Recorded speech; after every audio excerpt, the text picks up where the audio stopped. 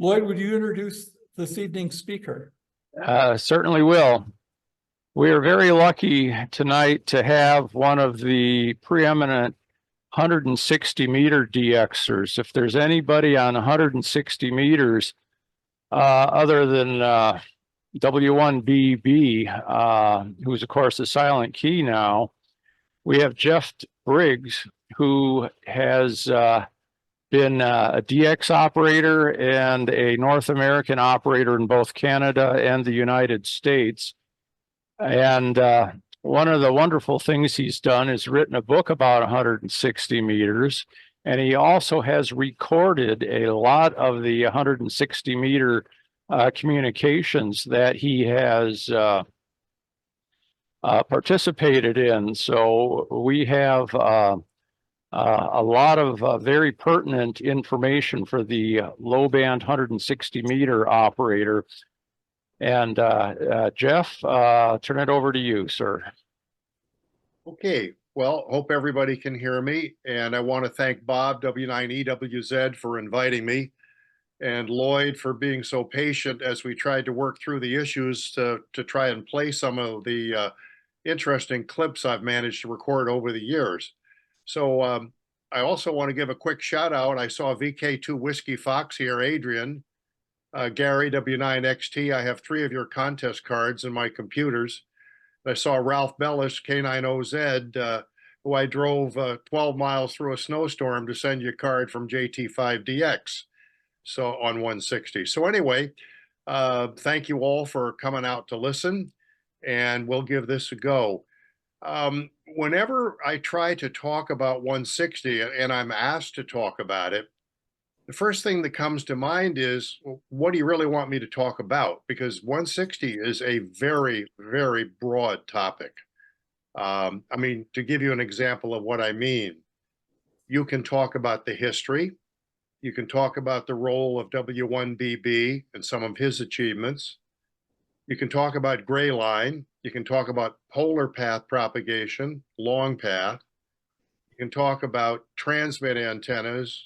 You can talk about receive antennas, antennas for a small lot, how to operate with some of the aids that are available both on the internet and other sources that would help you land new countries on the band.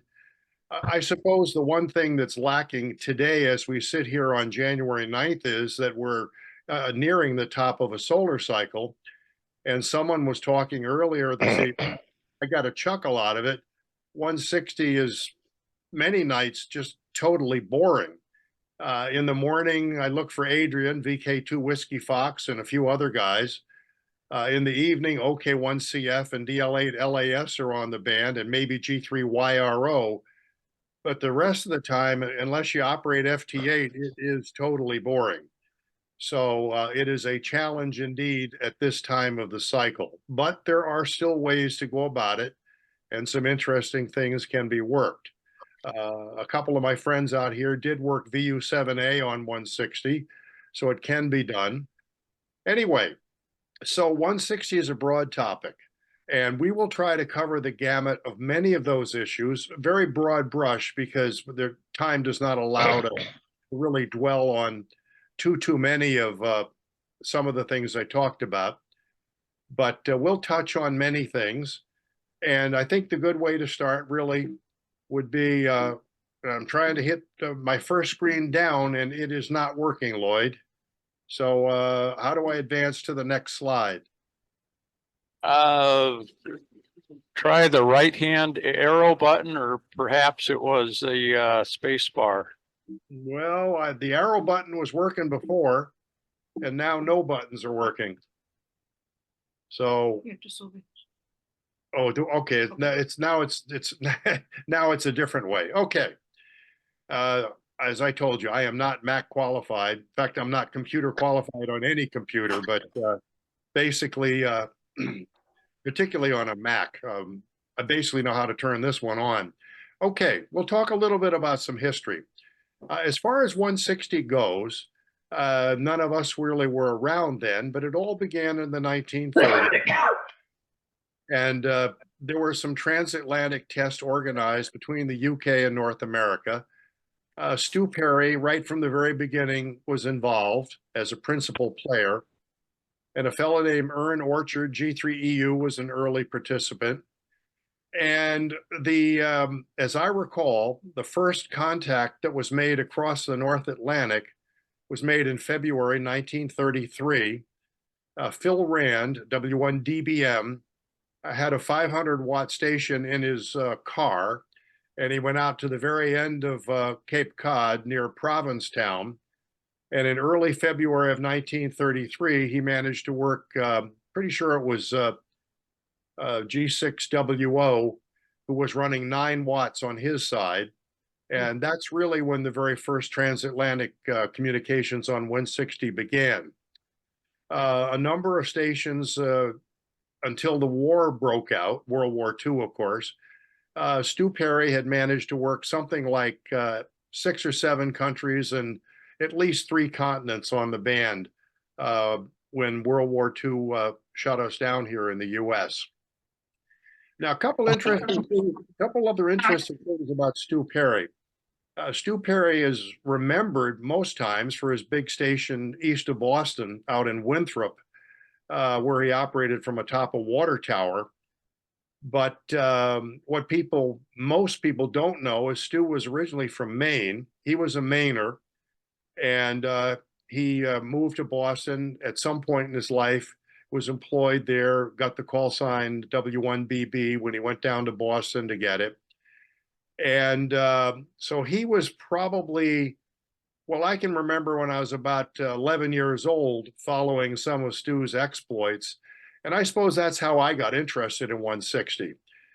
And the cardinal rule of thumb that W4ZV and W8LRL and some of the other guys that I know pretty well, we've always referred to 160 as the only band where you can't buy success on your MasterCard or your Visa card. You actually have to know something. Now, that has been, to some extent, changed, markedly so, because of FT8. Because FT8 basically is a 1840 event for all intents and purposes. And basically everybody's there. There's no tuning involved. There isn't a whole lot of skill involved. And but it is certainly a way, and very popular for guys who want to get on 160 and run up a DXCC total fairly quickly. Anyway, after World War II ended, 160 was not given back to the U.S. amateur organizations for quite a number of years. I don't remember the exact sequence of it, but I know 160 was very slow in being returned to U.S. amateurs.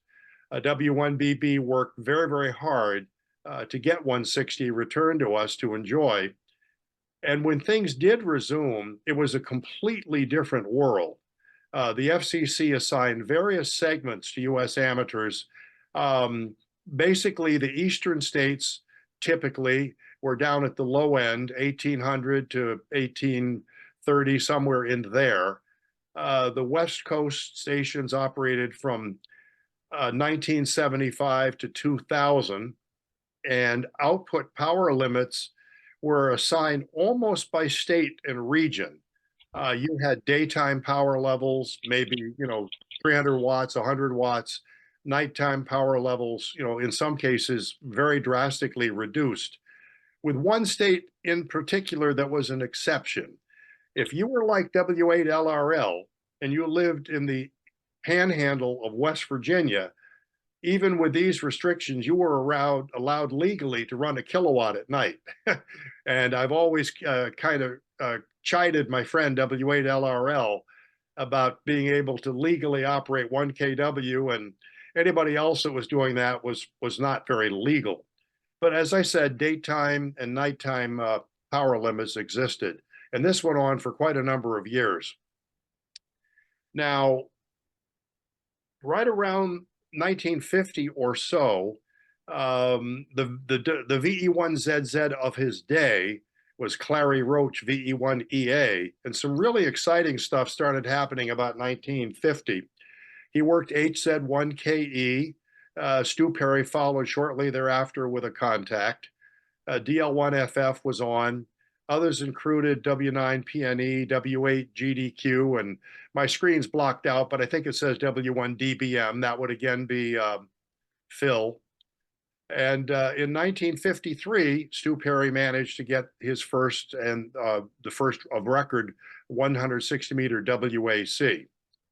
Now, quite a number of years later, and I follow this every month in my How's DX column in QST, W1BB did actually complete the first 160-meter DXCC.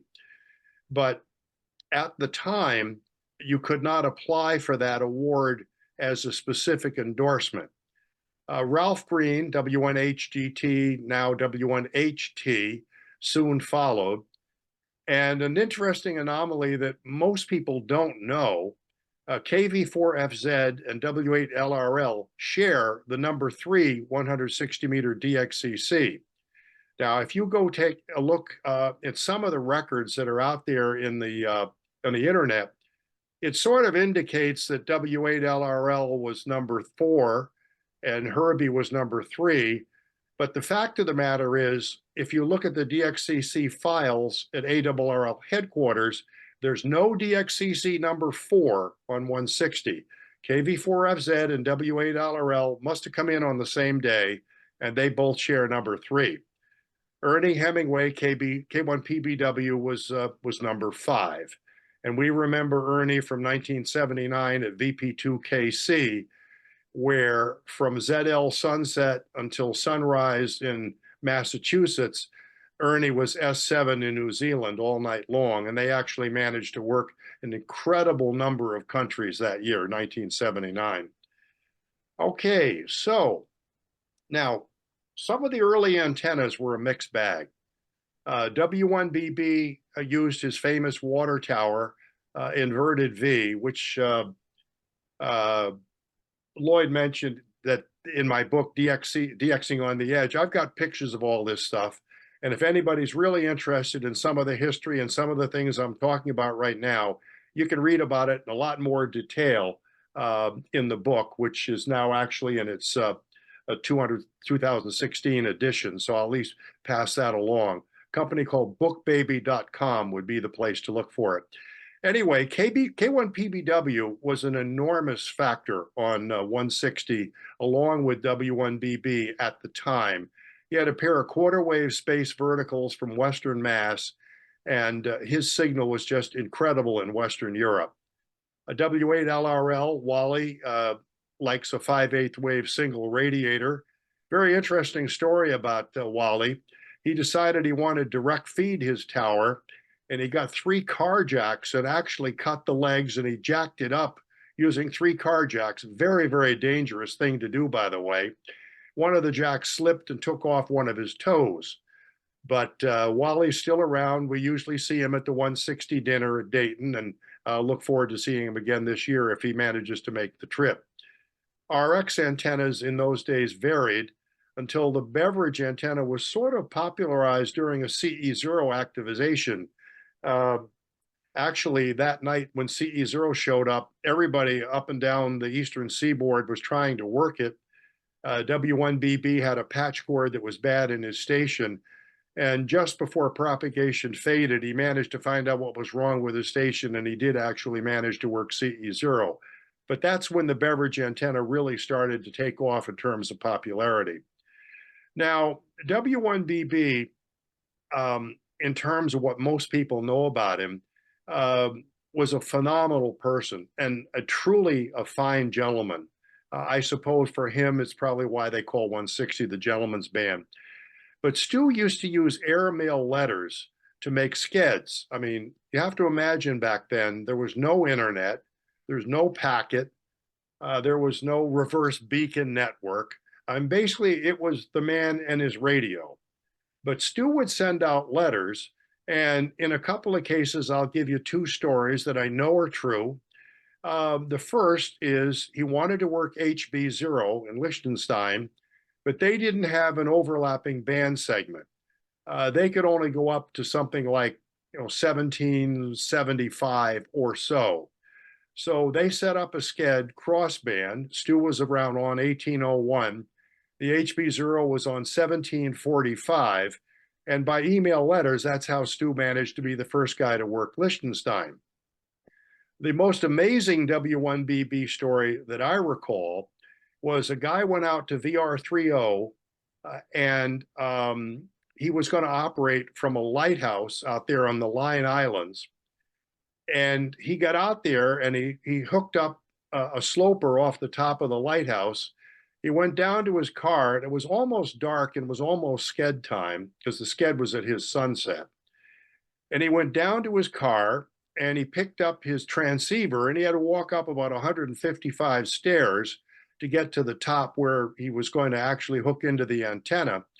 And he realized that he didn't have time to go back down and get the amplifier because it was almost dark. So he fired the thing up with running a blazing 45 watts. And the story, as I heard Stu Perry tell me one year, Stu Perry listened and the guy said, CQ, CQ, VR30, VR30K. And instantly in his headphones, what he heard was,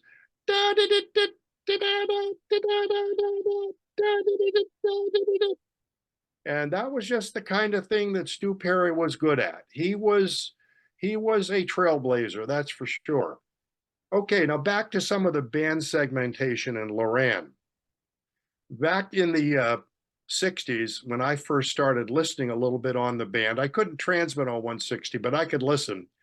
The Loran radio location signals were enormous. 1900 to 1925 was just basically unusable.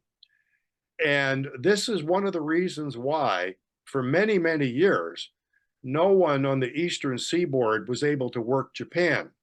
In those days, the JA window was 1907 and a half to 1912 and a half. And the JAs, of course, would be transmitting underneath the splash from Loran. And so one trip I made in 1981 to Japan, I visited JA5DQH and JA2GQO, were number 1 and number 2 DXCC 160 in Japan. And Kinji showed me his listening log for 160 in this era. And W1BB, K1PBW, and W1HGT were logged many, many times in Japan. But when the JAs would try and transmit back to them, no one back east could actually hear them. The closest that Stu Perry ever got to Japan, he worked Marcus Island, which is now Minami Torishima. And I think it was KG6IF, but I may not be right with the call sign, but it was an American station who was able to transmit outside this massive QRM that was being caused by Loran. And so Stu Perry, the QSL for this contact is hanging on the second floor wall in ARRL headquarters. I don't know how it managed to get there, but I took a look at it. And obviously Stu Perry almost made it to Japan, and I'm quite sure he would have if he had been able to listen to where the JAs were transmitting. Now, when Loran finally shut down, which was around December of 1980, I do remember in January of 1981, a fellow named Bill, can't remember his last name, was K2GNC. He was operating way out in the Hamptons on eastern Long Island. And that morning after Loran had shut down, he was calling CQ on about 1805. And just for grins, he went up and he listened on 1907 and a half, 1912 in that area. And he had all kinds of JAs calling him. And so he was the first to actually work JA from the eastern seaboard once Loran had shut down. Tom Rauch, W8JI, who was an incredibly talented broadcast engineer, very good friend of mine, Tom actually built some special filters out in Ohio when he lived there. He was WA8IJI at the time. And he managed to null out Loran to where he did work from Ohio. He did work a couple of JAs, but the eastern seaboard was pretty much shut down until K2GNC did it in January of 1981. Now, when I first got on the band, most DXing was work split, and the USA stations would congregate somewhere between 1801, 1803, 1805. And we would listen in this thing called the DX window, which was 1825 to 1830. KH6IJ and KH6CC, Jack Wheeler, would transmit up around 1995. They'd listen down at the low end. If you wanted to work Hawaii in a DX contest, those were one of the guys you usually worked. There was an SSB DX night every night on 1812. PA0 HIP, EI8 Henry, and G's were regulars.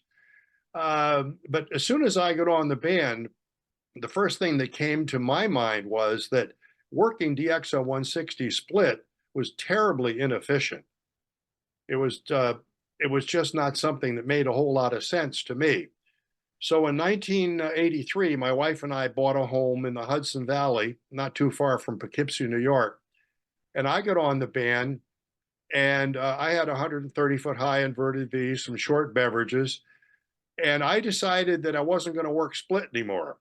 And I just basically went up to 1832. I tried to stay away from DHJ and the Beacon OSN, which was somewhere around 1832. And I would basically just call CQ on 1832 and just run all kinds of stations working simplex.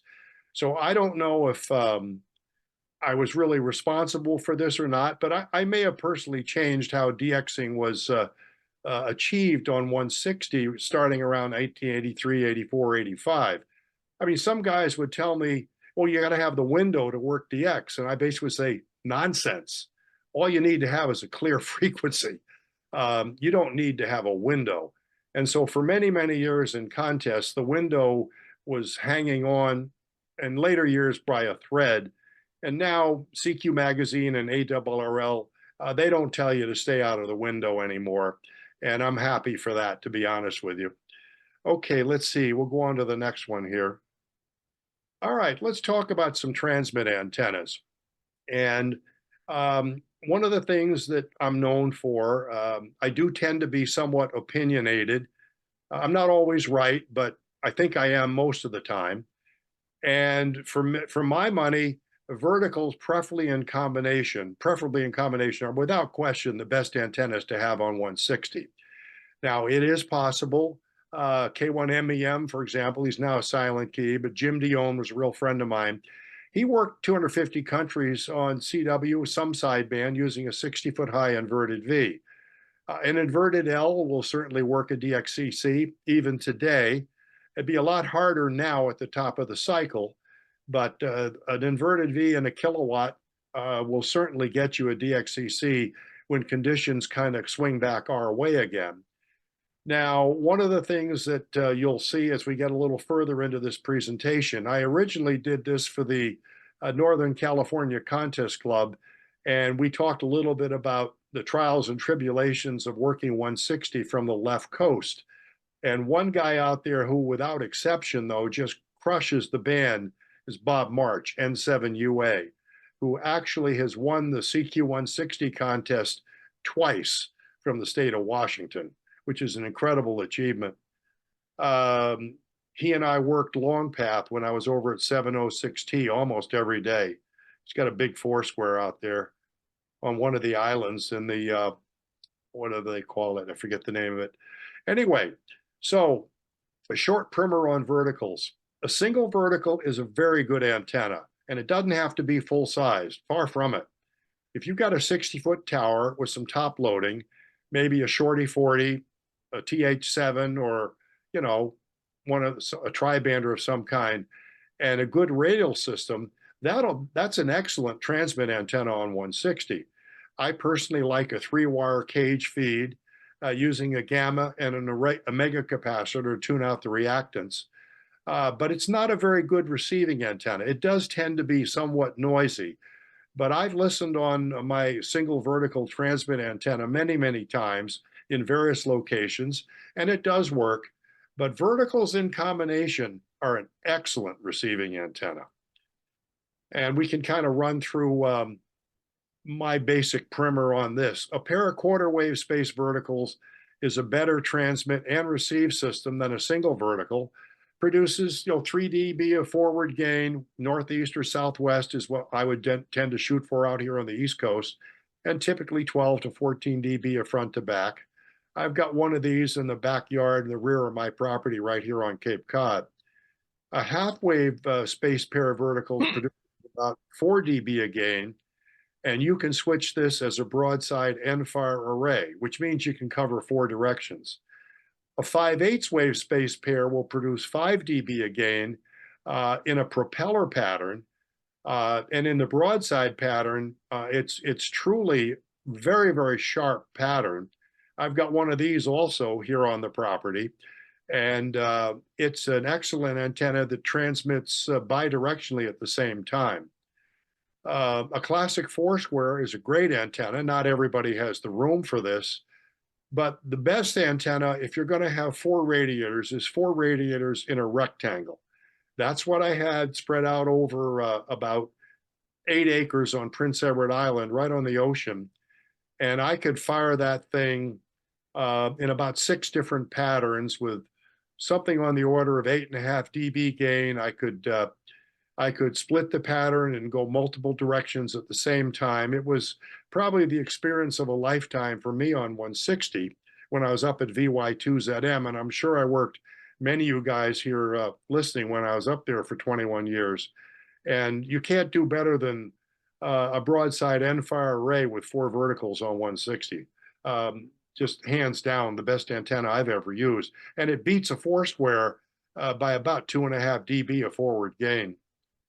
All right, let's go on to the next one here. All right, now, again, this was originally for Northern Cal, so let's get real. This is California. Well, let's get real. This is Madison, Wisconsin, and the Black Hole and elsewhere. A half-acre lot can be made to work well on 160. An inverted L or a shunt-fed top-loaded tower is a fine system. Up to 50 feet will work. Now, I have excellent experience in this because I put up a 50-foot tower in a prior location about 7 miles from where I'm speaking tonight.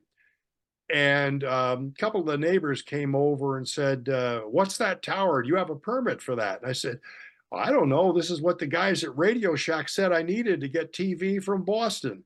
So I put the biggest TV antenna I could find on top of the tower for top loading. And I shunt fed it with a 3-wire cage on 160. I'm sorry, on 80. And on 160, I ran a set of tomato poles up the other face of the tower. And it was only 50 feet high. But I ran out to a small pitch pine, then made a right angle turn, came down about 8 feet off the ground out by the road. And I actually put down 300 radials under this thing, all in one half face of a circle because the tower was right next to the house with a house bracket. So I cheated a little bit, ran some radials around the corner of the house into the front yard and the backyard. And I did very, very well on 160 with that system. Radials are a must. They are the other half of your antenna. 36 to 66 is probably minimum, although 36 will work. You know, 121, 128 is broadcast standard, but not everybody can do that. For RX, a pennant will work. Some folks like the K9AY system. The K7 TJR system is a very fine RX antenna. I've got one sitting about 50 feet from me in my front yard here on Cape Cod. The SAL30 from WX0B, Jay at Array Solutions, is another excellent choice. He's got 3 flavors of that. There's the big one, the middle one, and the small one. They all work pretty well. But I happen to know Lee Strahan, K7 TJR, pretty well, and it's his system that I use here on receiving, and some other beverages. But I listen on everything. You never can have enough antennas to listen on a 160, that's for sure. I once worked Victor 85 Alpha Alpha on 160 one morning back in New York, and my receiving antenna was a 160-meter dipole facing east and west 3 feet off the ground. And that's the only antenna I could hear Bill Max on that day. So you never know what's going to work.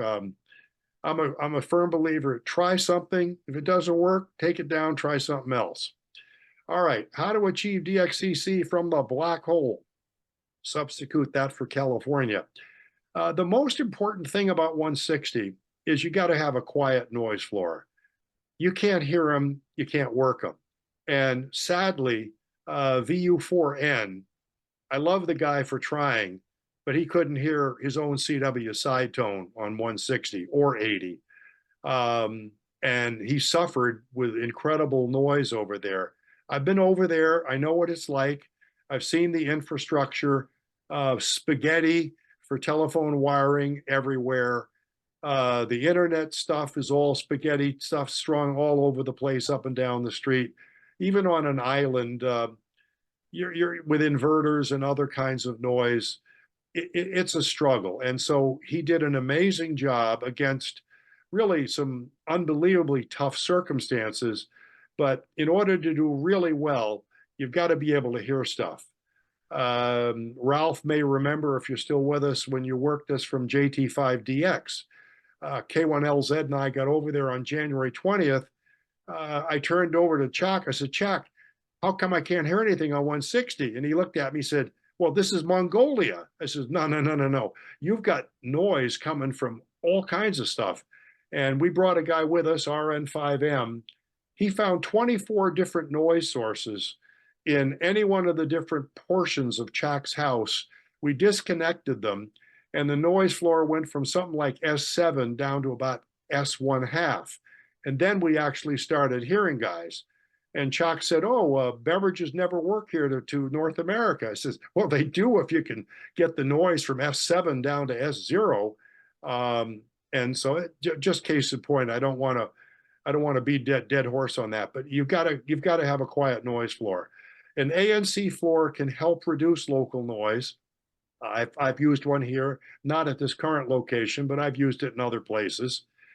And in order to achieve a DXCC, you pretty much do have to focus on sunrise and sunset periods. The story with running up a big number in DXCC, as everyone who's listening tonight knows, you got to live long enough for the DXpeditions to show up for the rare ones. That and a decent antenna system, and over time, you'll work a big total. And most people these days eventually will get to honor roll.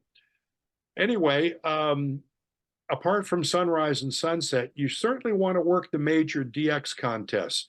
Now, 160 these days on CW, unfortunately, with the advent of FT8, it's become somewhat of a vast wasteland. Everybody's on FT8. However, when you get out in the major DX contests, everybody goes back to CW. For example, in CQ Worldwide, operating from up at a place where I like to go in Maine, Superstation K1 Lima Zulu, I did 160 at the end of November, and I worked 77 countries that weekend and 21 zones on 160. So if you want to run up the total, get on in the DX contests or even the 160 contests. And the other thing I would suggest is listen, and call when you can actually hear the station on QSB peaks if necessary. The last point I can't stress often enough, call often at a reduced CW speed. I'll give you an example of why I stress this. I'm sitting out at 9 Mike 0 Whiskey, and then a year later at Victor 84 Sugar Alpha Alpha. And I won't mention the call, but a very well-known station from the 5th District, he sends his call on a QSB peak at 40 words a minute once. And I certainly heard him, but and I said, well, call again, but turn your keyer down, please. And so when you're on the other side, listening at signals that are at or below the noise floor, which is what we were doing at 9 Mike 0 Whiskey and V84, you got to give your call over and over and over ad nauseum, because each pass, if I'm sitting there, or W4ZV or anybody I know who's really good at this, we get a piece of your call each time. And gradually we piece it together. And then finally we get the call sign. We can go back to you and give you a rare one that you desperately would like to work.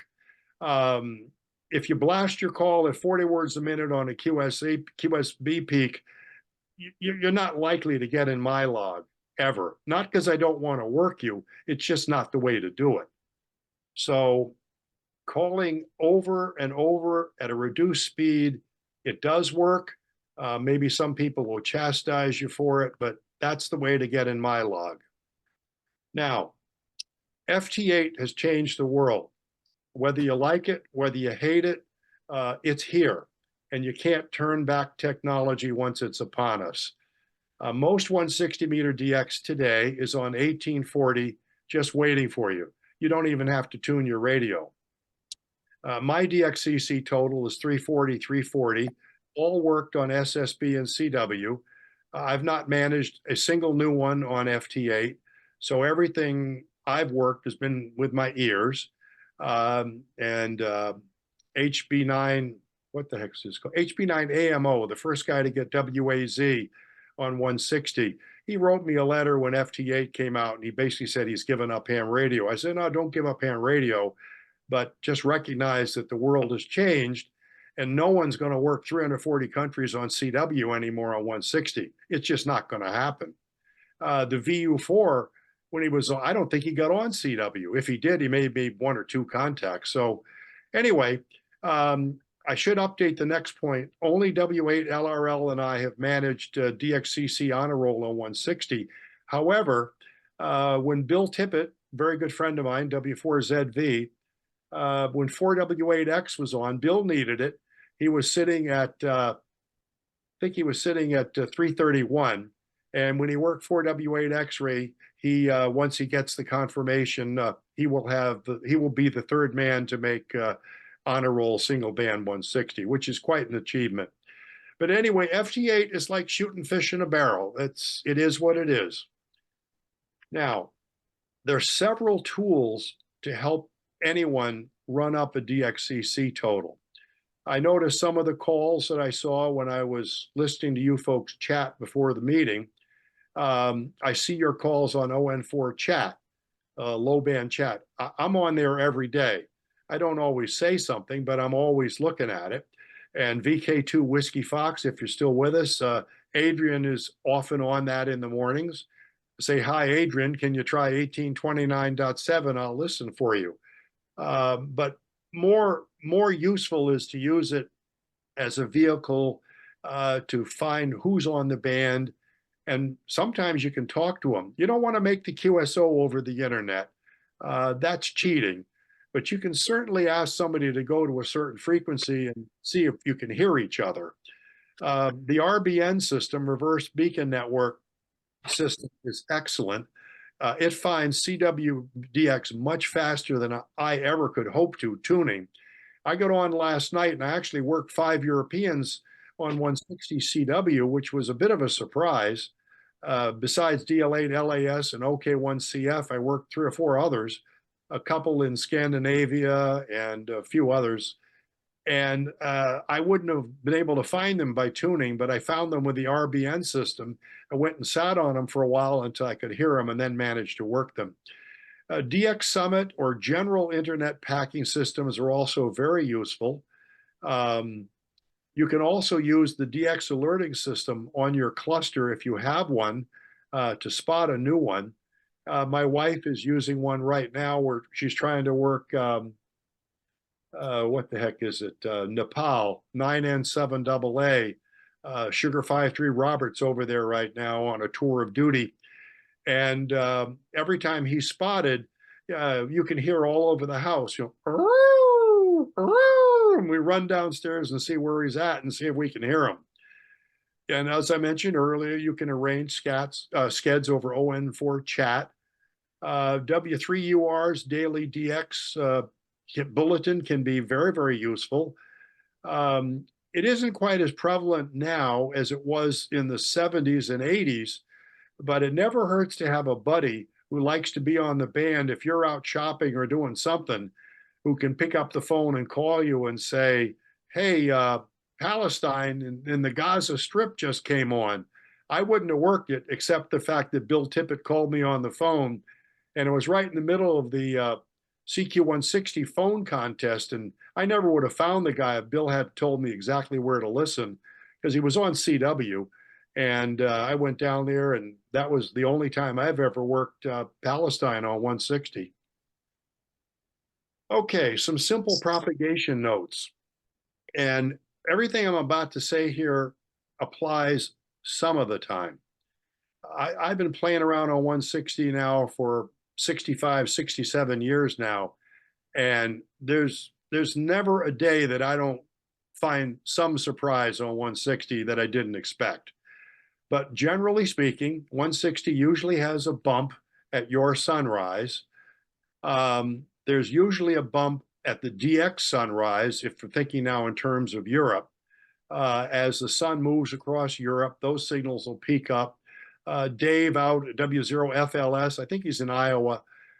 Dave's going to make a talk at the 160 dinner at Dayton, which you might want to see if you come. He's one of the guys who can work into Europe at European sunrise on a regular basis, but it doesn't always occur. I'll give you an example. Day before yesterday, I got up, and for the first time this winter, I actually saw 3 JA stations almost exactly at my sunrise, but I was a little late. And so I got up the next day, and I got on FT8 just to see if it was possible to work a JA at my sunrise. And JA8 ISU sent me a note on ON4 chat, and he said, "You're minus 17. Well, basically, about 2 minutes later, he said, "Jeff, you just faded out." And so that's typical, and I'll explain why in a second. But the bump doesn't always occur. And the other thing that's interesting is that the gray line is a very interesting event, how it works.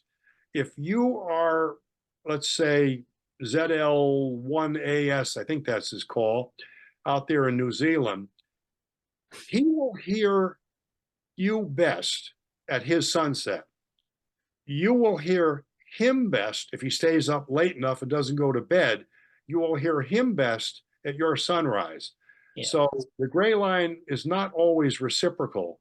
It definitely varies at which end that you happen to be on. ZL1AS is always hearing us quite well at his sunset. We hear him best at our sunrise. Now, 160 is usually toast within 10 minutes after daylight. A is 0, K is 0 is best. Certainly winter is best. And the other thing that's very obvious, because I've seen this so many times, just before an incoming solar flare fully sets in, it's a great time for enhancement. The next day and the day after the flare sets in, it's a good time to go play golf or go to the beach. And you wait for a few days for the sun to quiet down again. The basic problem we have now is that the polar paths on 160, and to a certain extent also on 80, but certainly on 160, it's terribly impaired right now because we're nearing the top of the solar cycle. And I can show you why that is with a file if Lloyd and I can play it a little bit later. But basically, the polar paths are terribly absorbed when you have high solar flux, and also certainly when there's A and K. But even when the A is 0 and K is 0, at the top of the cycle, the polar paths are basically almost non-existent. I mean, if you're in Florida or in Texas, that's a different story. But if you're up here in the northeastern corridor, you're not going to work much on 160 over the pole. There was a UA9, no, it was a UA0 in zone 18 that you could work him in the morning and you could work him in the afternoon on 160 regularly. In fact, he was so reliable. In about 3 weeks, he had WAS on 160 from UA0, zone 18, if you can believe that. So at the bottom of the cycle, it's a whole different ballgame on 160. It doesn't mean you're not going to get some interesting stuff now and then, but don't expect too much over the pole. It just isn't going to happen. Not if you're up in the northerly latitudes. Now, a couple things about contesting. And again, this was written for W6, but if you're out in the black hole in any of the places that are less favorable in the eastern seaboard, the Caribbean, CT3, CU, and Delta 4 are relatively easy to work, even in periods like now. You'll find you can work CT9, you can work D4, you can work CU quite easily, and certainly the Caribbean and South America. If you're looking for new countries in a contest, the D expeditions, they all like the top of the hour at 0, 4, 5, and 6 in most of the contests. My son, who now lives in southern Washington State, lived in San Diego, and he lived in a place called Wind and Sea Beach, about a mile south of Mitt Romney's elegant home on the Pacific. And he had a front yard that was big enough for a Porsche 914. His backyard was big enough for two of them side by side. And he had this ridiculous antenna. It was sort of like an inverted U from a 25-foot pine tree. And he typically would work 25 countries on 160 from a ridiculous 50 by 50 lot. Of course, he had a KW. So it can be done. There's some remarkable things you can do with almost nothing on 160 with some perseverance, but you got to be able to hear. That's fundamentally a caveat. Now, if you want to run up a faster total, go assisted in a contest if you want to know where the DX is instead of looking for it. It isn't easy to be sure, but persistence helps. Let's see where we're at here. Okay, so what's the real deal? Well, if you can stand watching paint dry, focus on FT8. I use it a lot these days because there's almost no CW on 160 anymore except for contests and DXpeditions. So some people who know me well give me a lot of grief about being on FT8. And I say, you know, what am I supposed to do? I mean, there's nothing to work.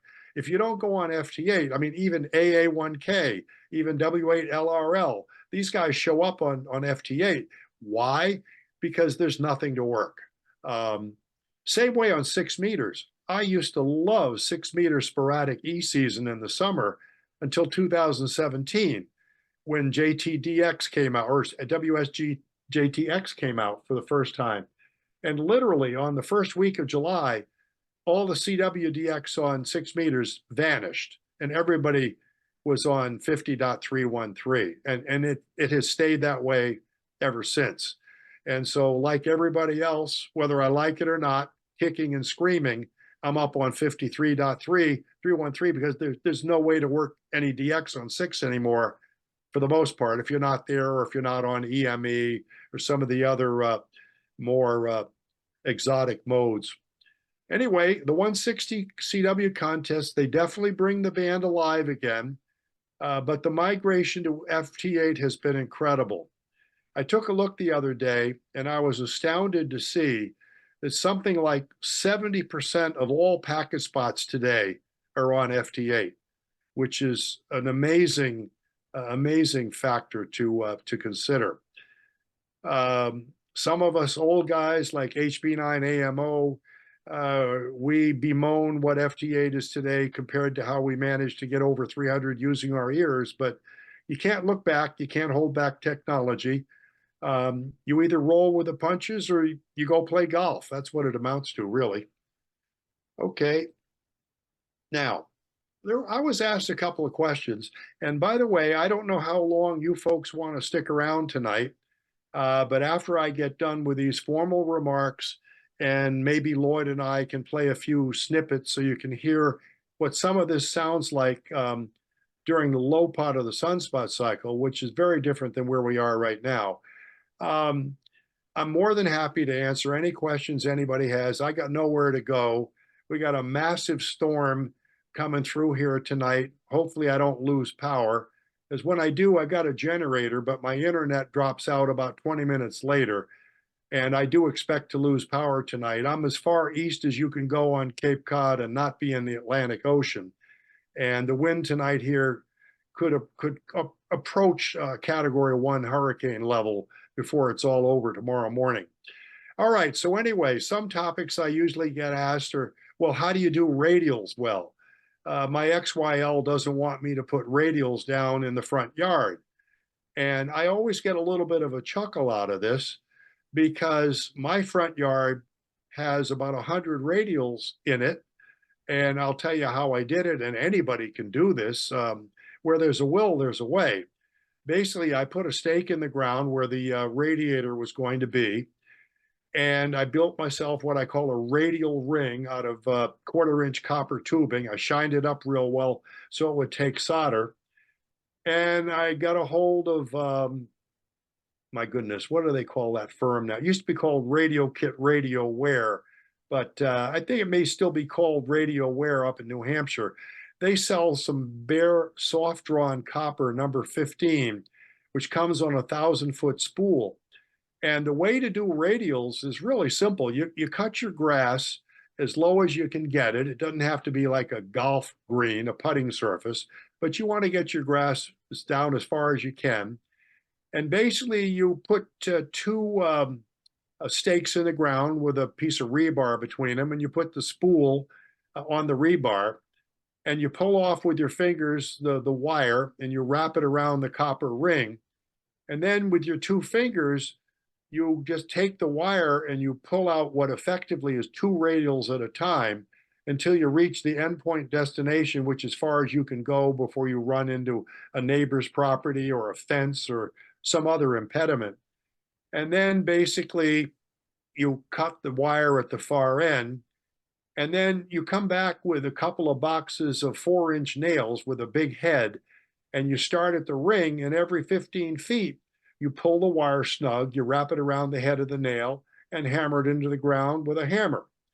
And if you get the wire tight, so that if you're walking on the ground, you won't kick it, you can put down, I put down 60 radials between breakfast and lunch back in 1996 at this property. And you don't go out there and play tackle football in your front yard for a couple of weeks. But after, one season of grass cutting, if you get this down properly, the lawnmower 3 to 4 inches off the ground is not going to hit the radials. And I've got a radial system that's been down in my front yard since 1987. No, 1996, I'm sorry, in July when I put it down. And that's underneath one of my front verticals for the 5/8 wave pair that I got here on 160. So that's one way you can do radials. And the one thing I will tell you, solder them real quick to the copper ring, because once it rains, the bare copper wire and the copper ring will get some sort of oxidant on it. And it's very difficult, even with hardware cloth, to shine it up to take solder. So as soon as you get your radials down, if you go this route, solder them up right away or use a Bernzomatic torch with solder, whatever will work. Okay, why do phase verticals work fairly well on RX? Well, the simple answer to that is you are starting to get what Tom Rauch would call a rated diversity factor on the antenna. As soon as you pair up verticals, they obviously have a pattern, and they have a forward pattern and a null pattern. And depending on where your noise sources are, if you're lucky, you can discriminate against the noise by being, in another direction from where the noise is coming from. Doesn't always work, but the rated diversity factor, as soon as you start combining verticals, starts to go way up. I found with a 4 vertical system on Prince Edward Island, I could swing that thing around, and stations in certain directions would just literally disappear off the side lobes of that system. It was the best antenna I ever had and ever will have, because I'll never have a property on 115 acres again in this lifetime. Okay, what role does QSB play on the polar paths? We're going to give you, if Lloyd and I are successful, an excellent example of that. And I'll explain right now what I mean by that. In the lower part of the cycle, up on Prince Edward Island, I would aim the antenna due north right over the pole. I had basically 8.5 dB of gain going that way. And as soon as it became dark in Hokkaido, JA8 in northern Japan, the JAs would start coming through. And from 0730 until my daylight, which was 1130, typically I could put 100 JAs in the log easily. But what would happen is I would call CQ, this is on CW, and a JA would call me, and he'd be 579. And I go, you know, JA7NI 579K, and there'd be no answer. I said, wait a second, 3 seconds ago, this guy was 579. JA7NI 579K. And then I'd send it to him about 5 or 6 times. Then all of a sudden, he's back up again, S7, S8, maybe even S9.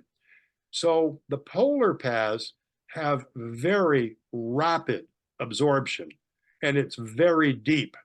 Now, some of the JAs, I was explaining this to Lloyd when we were talking. As you know, JAs is a very densely populated country, particularly in the big cities.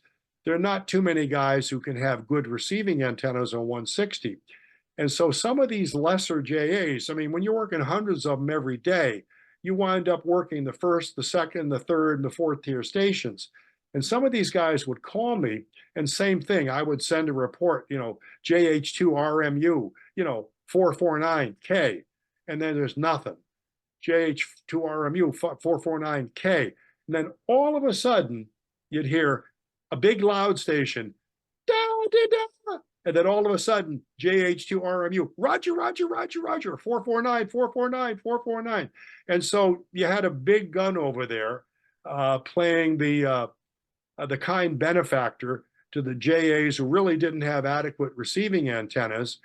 And many of them actually probably needed a little bit of help on the receive side. And I chose to forgive that, even though I was very much aware of what was happening. I never did know who the stations were that were doing that, but it happened several times, so it wasn't a fluke. Anyway, the polar paths are very, very difficult because the absorption is just so rapid. Okay, what are some of the truly spectacular contacts that are possible on 160? I hope to be able to play 5 or 6 of these for you, just to hear what this actually does sound like. It is possible. And some of the signal levels you probably will find are quite remarkable. And so we'll try and do that here in a couple of minutes. So why was W1BB such a phenomenon? Well, Stu Perry was an original. He was blessed with a quiet location right on the Atlantic seaboard. Every direction except due west, he shot over salt water. I remember in January of 1973, I was sitting at my post. I was in the Navy in Bremerhaven, Germany, and it was the second night of the CQ160 contest. And let's see, how do I tell this exactly? We had an antenna that was pointed toward Washington, D.C. We were never supposed to be on that antenna, but I knew the Marine who was on the patch panel that night. I promised I would give him a couple of cartons of cigarettes and stand a couple of his watches for him if he would give me antenna AB105 an hour before my sunrise. So he patched me into that antenna. And that antenna happened to be a 3-wire rhombic at 120 feet, aimed at Washington, D.C., cut for 1750 kilohertz, which was close enough to 160. And I sat there and I tuned 160, and it was just unbelievable. KV4FZ was 25 over 9 on 1801. W1BB was 30 over on 1803. I copied guys all the way out to W6 and W7 as I went into daylight. And it was a remarkable experience. But Stu knew how to do it. He knew how to write to people. He had a quiet location. He was devoted to 160 and perfect gentleman. I wrote to him when I was in Germany. He wrote back to me right away. He sent me some of his famous bulletins. And in 1973, when I got out of the service, I went to the New England Convention. Stu was given a talk on 160, and of course I had to hear it. And after he had finished, I went up and I talked to him, and of course he remembered me. I couldn't believe it, but he did. And he's one hell of an amateur, and certainly the father of 160 as we know it today. If it wasn't for Stu Perry, we may not have got 160 back in 1949. That's the bottom line.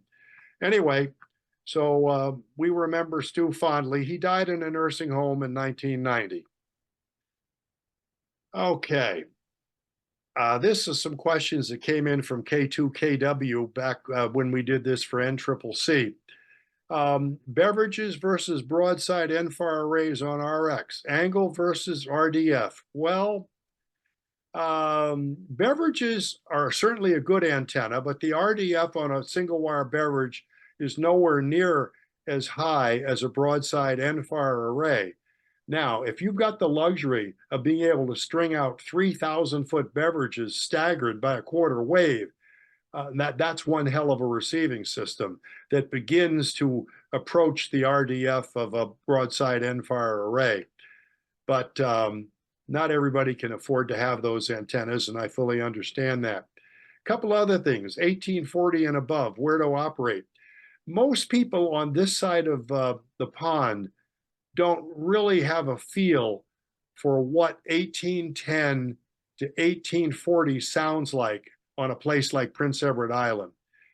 From 1810.1 until almost 1850, my S meter on Prince Edward Island wouldn't go below 40 over 9. And I had a big system on 160. It was a Goliath in terms of an antenna, right on the salt water. And yet I would be pushed around on the low end of 160, sort of like I had a dipole and 100 watts. So I learned that if I wanted to have any kind of a rate, I had to stay out of what was effectively the 160 kilowatt alley. And so oftentimes 1840 and above will yield some interesting results because it thins out once you get up above 1840. The other thing that most people don't realize, there are Europeans all over the band above 1900. You just got to be able to hear them, and you've got to be able to transmit on that frequency to be able to answer them back. As I would go into sunset on 160, many, many years on a 160 contest, I would go to 1998 because my antenna would resonate there. A quadrature hybrid is a very forgiving device, particularly with an ACOM amplifier. And I could get up there, and the only place people could hear me in a contest on sunset was to sit up there on 1998.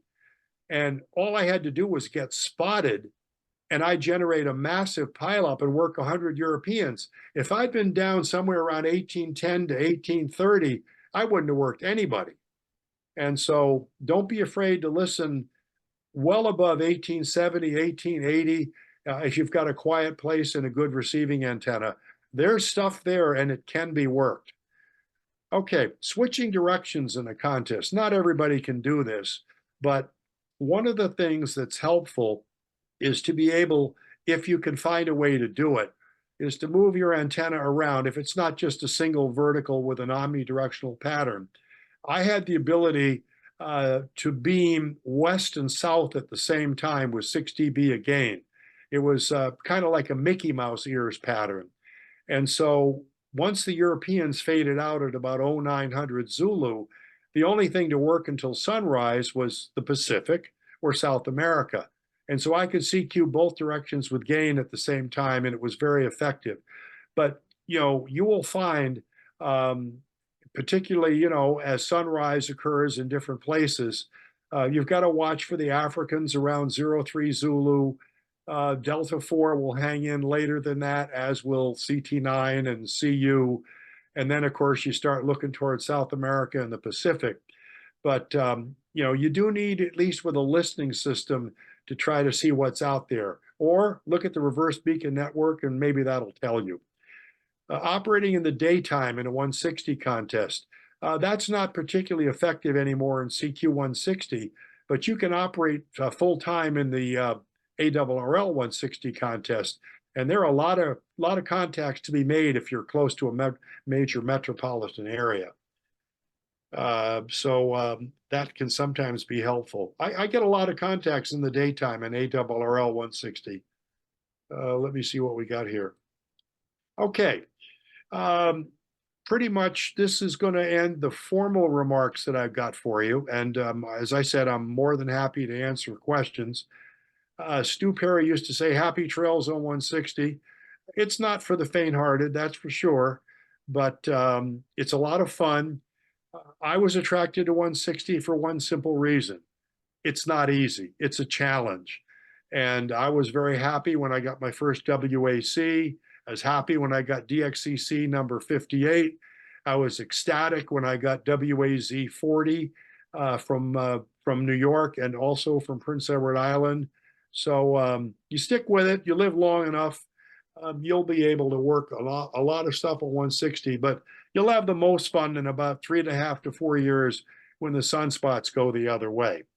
So Lloyd, I'm going to turn this over to you here, and you might want to think about trying to play some of those files if you can do it. Okay, all right, you're going to turn your mic off.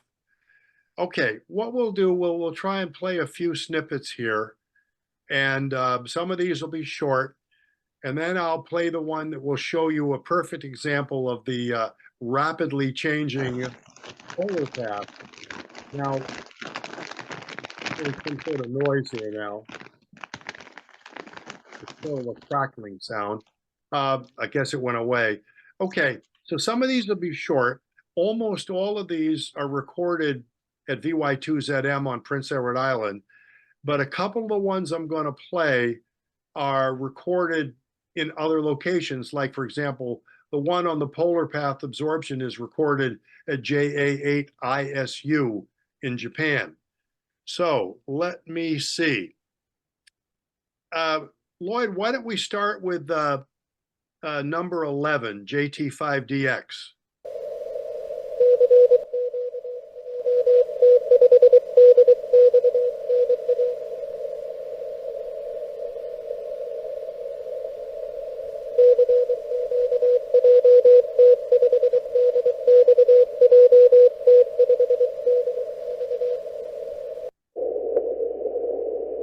Okay, you're going to have to stop it.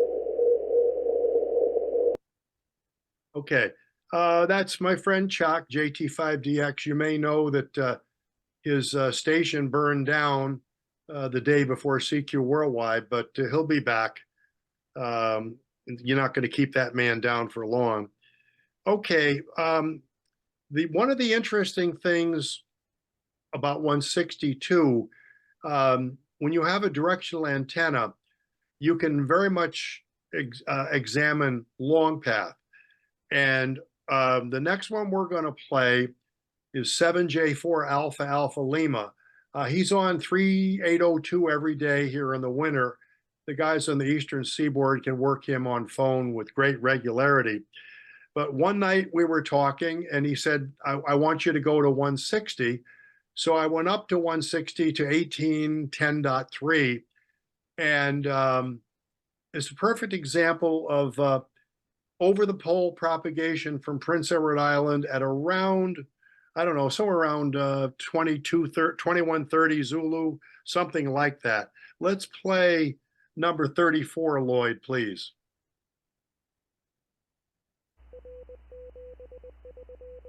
You're going to hear me first.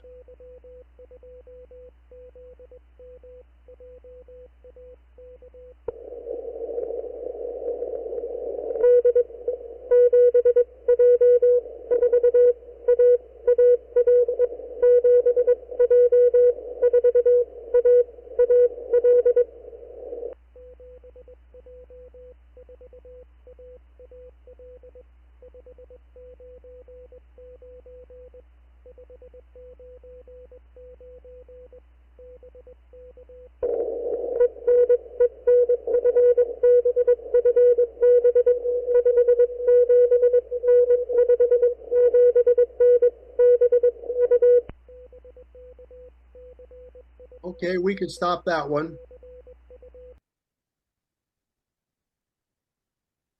Okay. Now, most of you probably remember Jack Leahy, Victor Echo 1 Zulu Zulu. Jack was the guy who convinced me to buy a home and build a station on Prince Edward Island. We were chatting one night years ago, And I told him that I'd moved to this location on Cape Cod, and his typical Canadian accent, he says, "Well, Jeff, Cape Cod's pretty good location. Not as good as here. Guess you had to come up here, find out for yourself." So if we play in a second here, number 14, this is Jack's signal recorded by me when I was at 7 Oscar 6 Tango.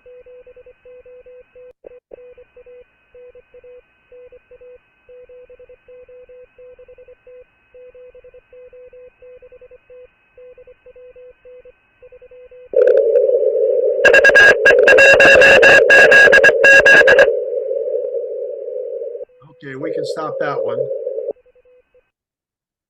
Now, what happened that evening? Jack was first through with just a bone-crushing signal over there in the island of Socotra, and I was sitting out on the beach with outside my little hut with two guys with AK-47s, making sure that I didn't get bushwhacked by Al Qaeda.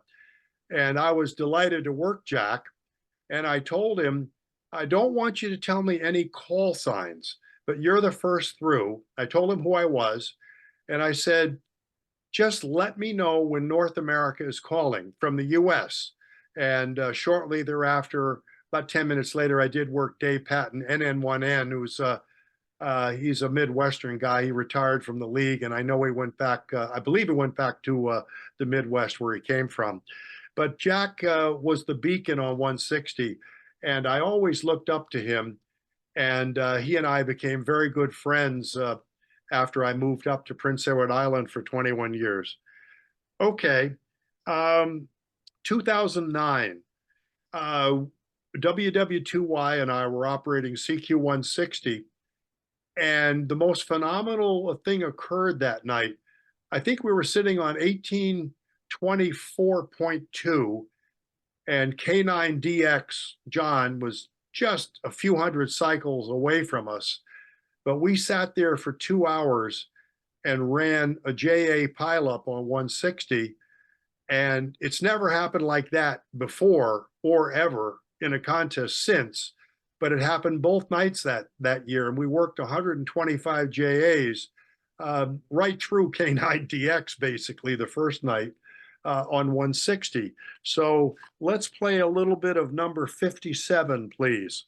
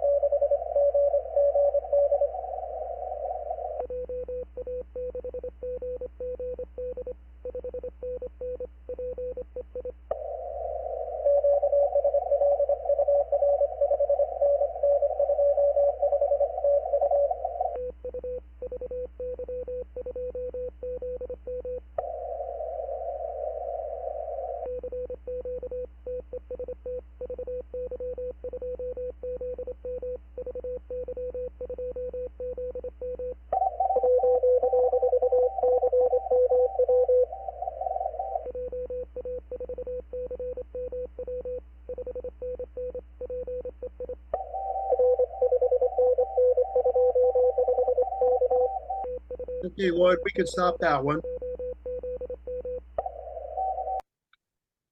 All right, a couple other quick ones. Let's play, and you just remember VU7A.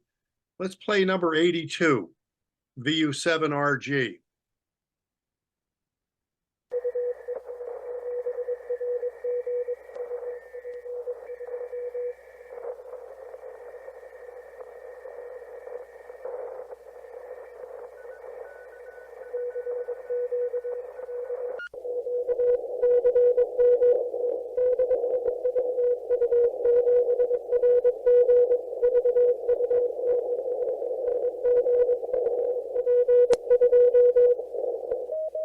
Okay, we can stop that one.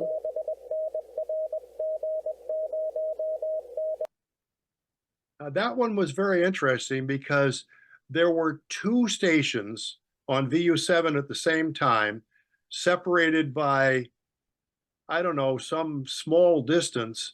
One of them was, I believe, Bob Alphin at one location, K4UEE. And there was another team, a bunch of DLs were over uh, not terribly far away. And they both were on 160 with the same call sign the same evening. And I was copying both of them separated by a few kilohertz. And when the conditions are right, that stuff can be very strong. Let's play one other interesting one because this fella here is running a booming 50 watts. Let's play number 3, VU2 BGS.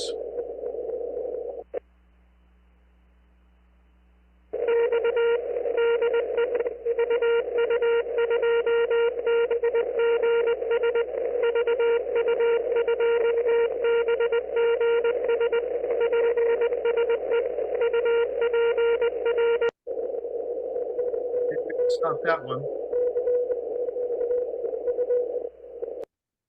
Now, that fellow's name is Kumar. Used to talk to him quite regularly in the low sunspot cycle. We'll play one more, and then we'll give you an example of the polar absorption over the pole. Let's play number 60, which is No Deer, Echo Yankee 8, Mike, Mike.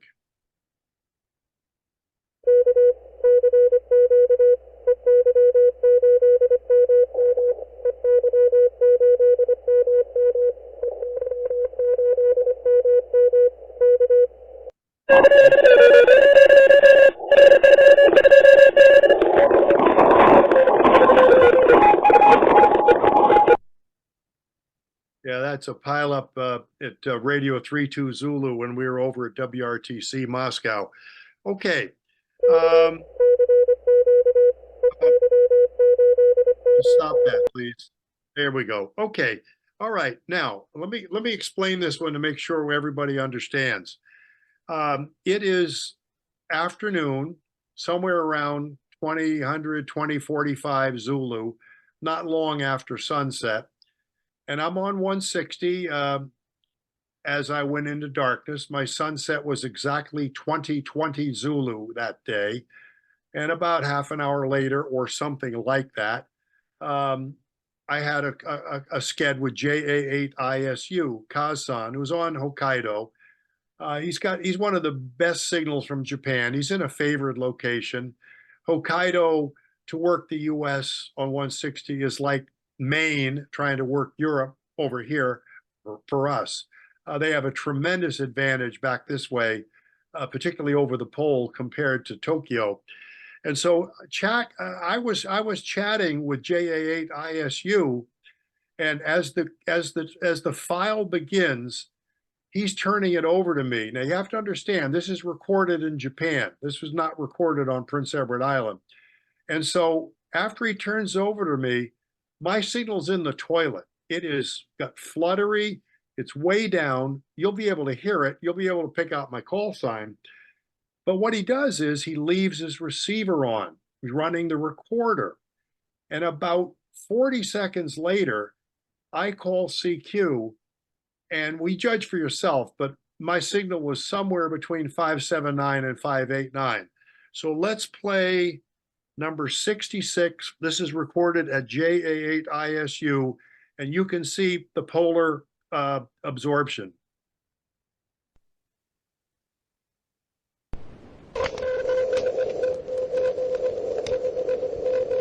High signal.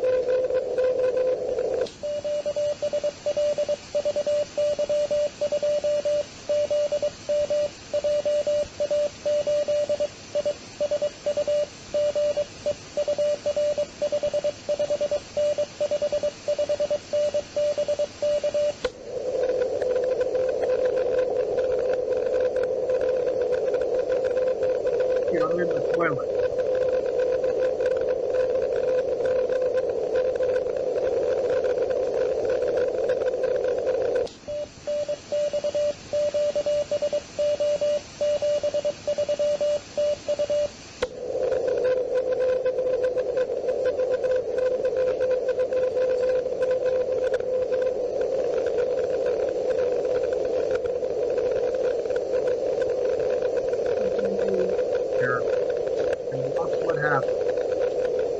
changes dramatically. Just left his recorder run.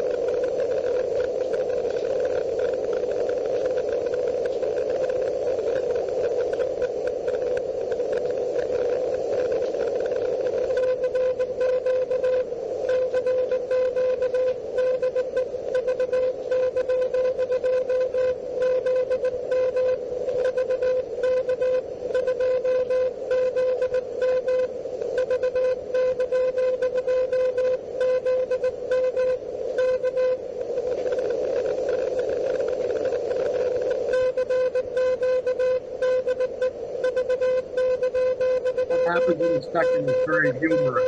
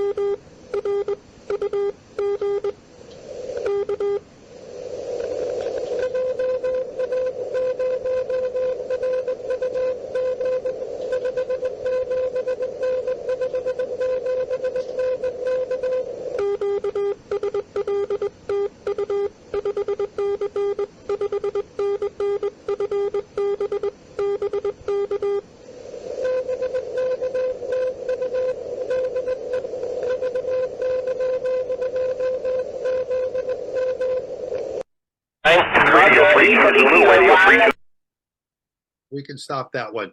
Anyway, there's a lot more, but this is on my website under the Sound Bites tab, K1ZM.com or VY2ZM.com.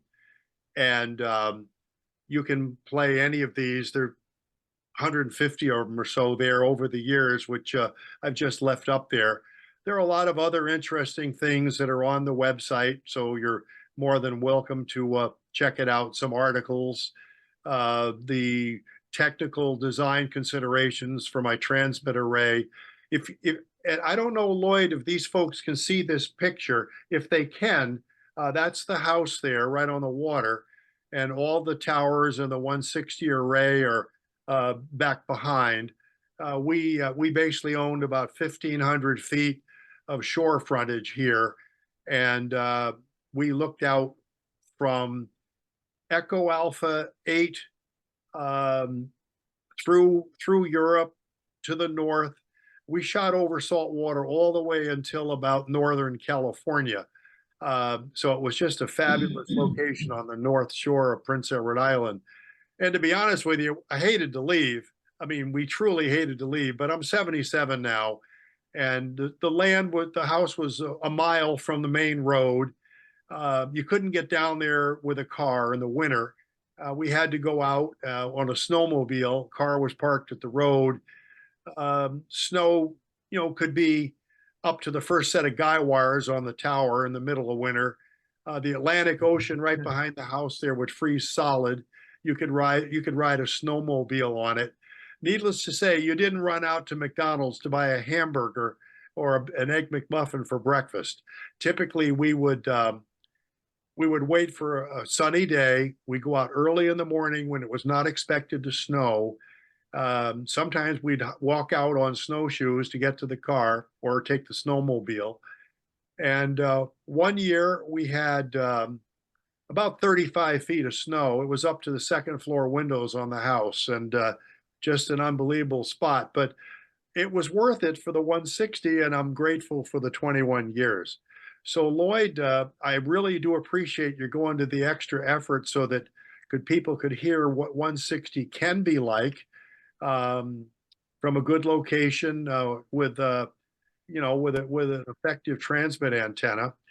And if I haven't bored you guys to death, I'd be more than happy to answer any questions that somebody might have. My time is yours. I got no place to go tonight.